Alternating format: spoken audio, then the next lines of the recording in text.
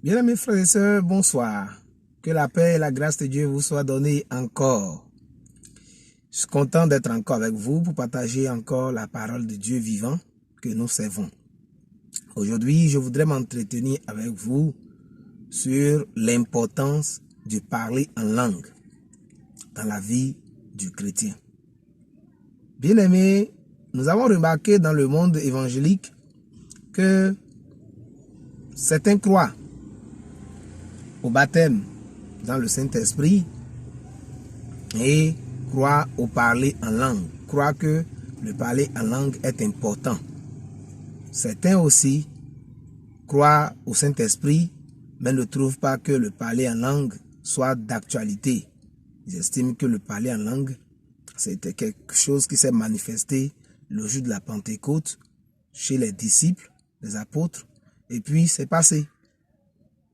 Moi, je crois que le parler en langue est d'actualité parce que Paul, l'apôtre Paul, qui n'était même pas avec les apôtres de départ, les disciples de Jésus, le jour de la Pentecôte, des années plus tard, après sa conversion, l'apôtre Paul s'est exprimé à propos du parler en langue dans 1 Corinthiens 14 et nous a révélé son importance.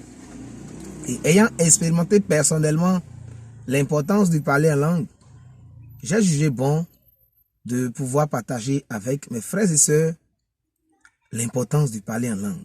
Quand je suis rempli du Saint-Esprit et que j'ai été baptisé, j'ai eu la grâce de parler en langue, ce qui confirme que je suis rempli du Saint-Esprit, est-ce que les choses s'arrêtent là?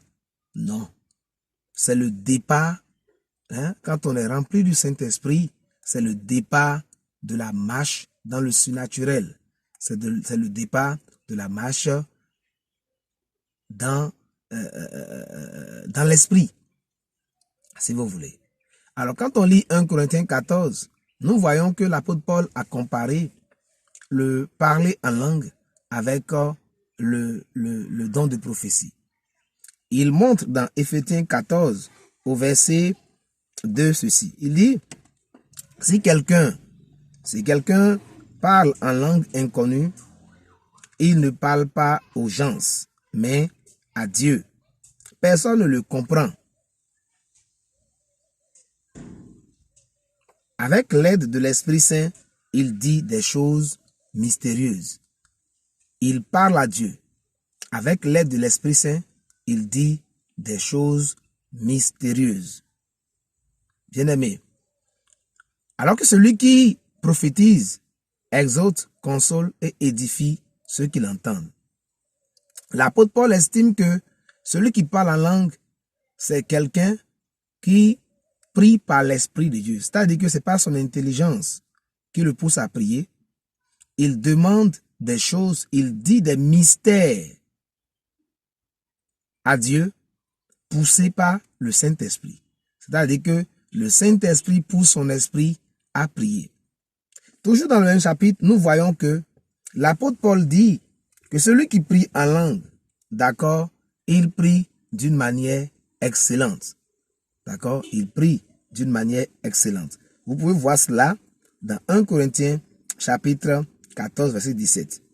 Il dit, cette prière est sans doute très belle, mais elle n'aide pas les autres à faire du progrès.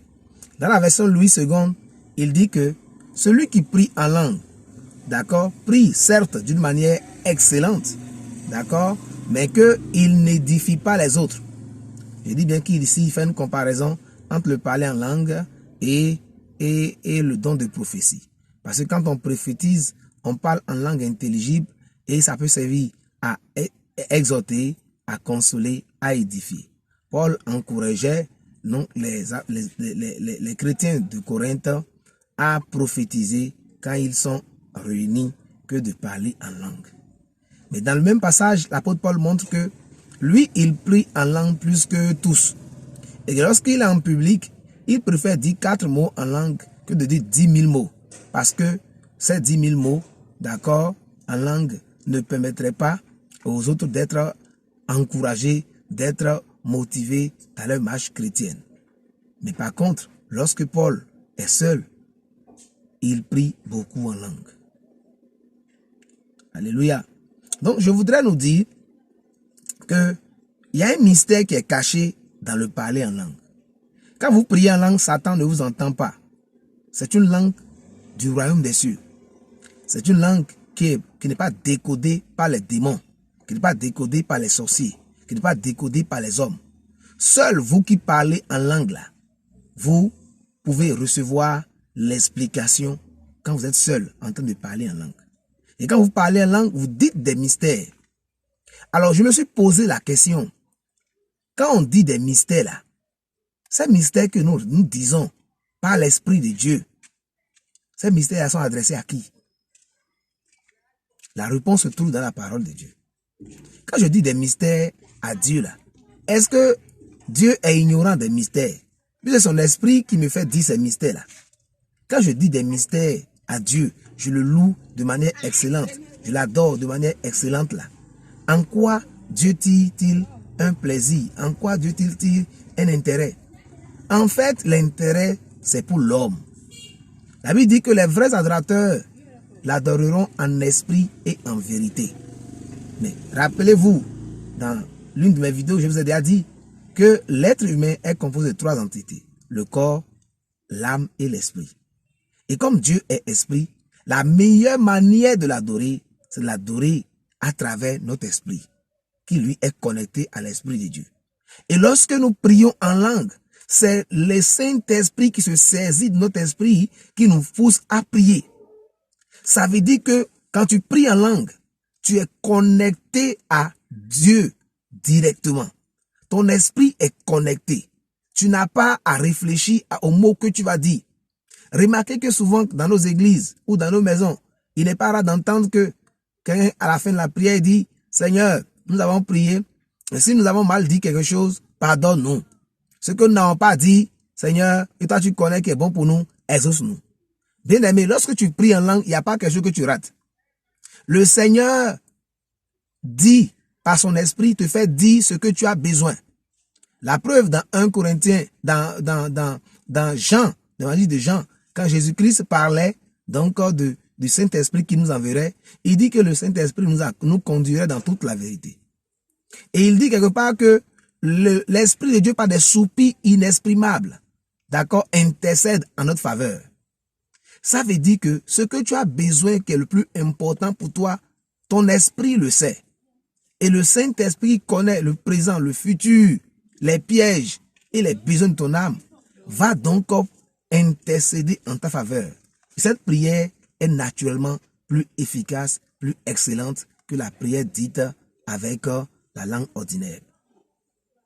Alors, ces mystères que nous disons à travers le parler en langue vont nous être révélés dans notre esprit après, en forme d'idées, en termes de révélation, en termes de dons spirituels, en termes de compréhension de la parole de Dieu, en termes d'édification. La Bible dit que dans 1 Corinthiens 14, là, quand vous lisez la version Louis II, il dit que celui qui parle en langue, celui qui prie en langue, il s'édifie. Le mot édifier, c'est construire, se bâtir. Donc il s'édifie, il bâtit son être intérieur.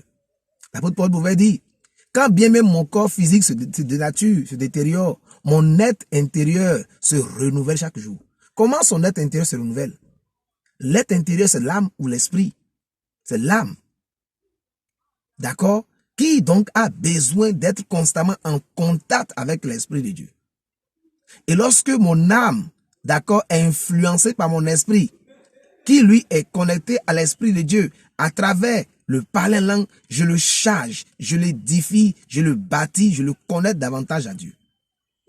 Lisons dans le livre de Deutéronome, chapitre 29 au verset 29, pour découvrir comment est-ce que le parler en langue est important. Nous lisons là-bas que les choses cachées sont à Dieu et les choses révélées sont à nous, les hommes, et à nos enfants. Je vous lis la version. Il est écrit dans Deutéronome 29, verset 29. Il dit, les choses cachées, bon, dans la version parole de vie, à partir du verset 28, les choses cachées appartiennent au Seigneur notre Dieu, mais les choses qu'il nous a fait connaître nous appartiennent et à nous et à nos enfants pour toujours. Ainsi, nous pourrons obéir à tous les commandements de la loi. Dans la version Louis II, il est écrit « Les choses cachées appartiennent à l'Éternel notre Dieu, et les choses révélées appartiennent à nous et à nos enfants. » Alors, les choses cachées là, ce n'est rien d'autre que les mystères. Les mystères sont cachés en Christ. Et ces mystères-là, Dieu les nous révèle. Et comment il révèle ces mystères-là à l'être humain? C'est à travers le parler en langue. D'accord? Les choses cachées sont à l'Éternel. Les choses révélées sont à nous les hommes et à nos enfants. Les choses que Dieu voudra te révéler, quand tu parles en langue, tu dis des mystères. Des choses que l'esprit humain ordinaire ne peut pas comprendre. Des choses que Satan ne connaît pas. Que tes frères, tes sœurs ne connaissent pas. Quand tu pries beaucoup en langue, tu te connectes davantage à Dieu. Tu dis ces mystères-là et ces mystères te reviennent dans ton intelligence, située dans ton âme, à travers donc le Saint-Esprit. En fait, c'est que quoi? Quand tu parles en langue, le Saint-Esprit te pousse ton esprit à parler en langue. Donc, c'est comme il télécharge ces mystères-là. Ton esprit télécharge ces mystères-là à travers le parler en langue. Le Saint-Esprit de Dieu te pousse à dire des mystères et ces mystères-là sont téléchargés dans ton esprit pour parler des thèmes d'aujourd'hui, avec les mots d'aujourd'hui. Tes mystères sont téléchargés dans ton esprit et comme ton esprit, d'accord, capte ces informations, il les envoie à ton âme et la partie de ton âme qui est responsable de l'intelligence, donc, rend la chose intelligible et tu te mets à comprendre. C'est ainsi que vous allez voir quelqu'un qui prie beaucoup en langue. Quand il prend la parole de Dieu pour la méditer, les versets même qu'il a pris pour lire, il y a des années qu'il a toujours lu là, il reçoit à travers ses méditations une compréhension autre que il n'a jamais eue. Quelqu'un qui prie beaucoup en langue, d'accord, avant d'aller peut-être préparer une méditation, il est plus inspiré que celui qui n'a pas fait cela. Deux chrétiens A et B, quelqu'un prie beaucoup en langue, quelqu'un prie pas en langue du tout, ou bien prie moins en langue, ils n'auront pas la même efficacité. Ils n'auront pas la même onction. Parce que le Saint-Esprit, quand tu pries en langue, alors te communique la puissance, te communique la force, te communique la compréhension divine, la capacité de faire les choses de façon extraordinaire. Et les choses cachées qui sont dites à travers ton esprit te sont révélées quand tu médites, ou même tu seras là en train de parler ou en train de travailler, quand ces informations qui sont rendues accessibles à ton esprit viennent maintenant dans ton intelligence en forme d'idées, en termes d'entrepreneuriat, en termes d'exercice. C'est pour ça que vous allez voir que tous les rois en Israël par le passé devaient être oints. On versait de l'huile sur les têtes et le Saint-Esprit venait sur eux. La Bible nous montre dans 1 Samuel chapitre 9 que lorsque Saül a reçu l'huile, on a versé de l'huile sur lui, il se mit à prophétiser. Il devint un homme extraordinaire. Il devint un autre homme. Bien-aimé, si tu n'es pas encore rempli du Saint-Esprit, recherche le baptême dans le Saint-Esprit. Et si ce baptême se manifeste à travers le parler en langue, ne prends pas cela comme étant un galon pour t'arrêter là. Prie beaucoup en langue. Chaque matin à ton lever, à ton réveil, parle en langue. Au cours de la prière, de la méditation, parle en langue. Au cours de la journée, parle en langue. En tout moment, parle en langue. Quand tu fais l'expérience de parler constamment en langue, au début, ça te donne comme si tu perdais ton temps, que tu disais des choses que tu ne maîtrises pas. Satan aime ça. Il va te faire croire que quand tu parles en langue, tu perds ton temps. Que tu ne dis pas des choses importantes, que tu n'es pas en train de dire de tes besoins. Mais en réalité, quand tu parles en langue, ta prière est parfaite. Et l'Esprit de Dieu te conduit à demander, à prioriser le royaume des cieux. Jésus a dit, dans Matthieu 6, verset 33, cherchez d'abord le royaume des cieux et sa justice. Et toutes ces choses pour lesquelles les hommes courent, ne dorment pas, vont et viennent là. Toutes ces choses te seront données. Et comme l'Esprit de Dieu ne fait que ce que Jésus aime, ne fait que ce que Dieu aime, il te conduira à rechercher d'abord et en premier lieu le royaume des cieux et ses intérêts. Et du coup, toutes ces choses que tu as besoin te seront données parce que l'Esprit de Dieu les rendra accessibles à toi parce que tu es connecté à Dieu. Bien-aimé, je vais te dire que si tu veux comprendre même les dons spirituels, tous les dons spirituels, pour celui qui parle en langue, qui cherche Dieu, qui se sanctifie et qui parle en langue, il est plus facile pour lui de manifester les dons spirituels. Le don de prophétie, les dons de guérison, les dons de miracle, tout ce qu'on peut dire est accessible aux chrétiens, nés d'eau et d'esprit, remplis de l'esprit de Dieu, qui parle beaucoup en langue, qui prie beaucoup en langue, pas en public pour faire du bruit quand il est à l'église, mais quand il est à la maison, quand il est au service.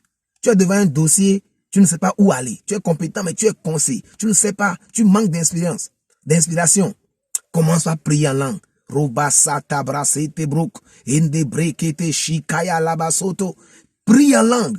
Et tu pries beaucoup en langue. L'Esprit de Dieu t'inspirera. Même devant les difficultés, à choisir une fiancée, à choisir, à sortir, ne pas sortir, devant les réalités de chaque jour, le chrétien qui commence à parler en langue demande le soutien de l'Esprit de Dieu. L'Esprit de Dieu se connecte à son esprit et lui donne l'inspiration et le conduit. Je veux juste te dire ce soir, si tu es rempli du Saint-Esprit, ne néglige plus le parler en langue. Prie beaucoup en langue et tu vas voir ta vie va changer. Associe à ton parler en langue la méditation de la parole. Car la vie vient de la parole de Dieu. Et le Saint-Esprit est là pour nous instruire, pour nous enseigner. Quand nous prions beaucoup en langue, il nous édifie, il nous fortifie et nous conduit dans toute la vérité. Si tu as compris ce message, commence par expérimenter et tu m'en donneras des nouvelles. Que Dieu te bénisse. Partage si tu as été édifié. Si c'est la première fois que tu nous écoutes, alors abonne-toi pour recevoir nos prochaines vidéos. Shalom, que Dieu soit avec toi.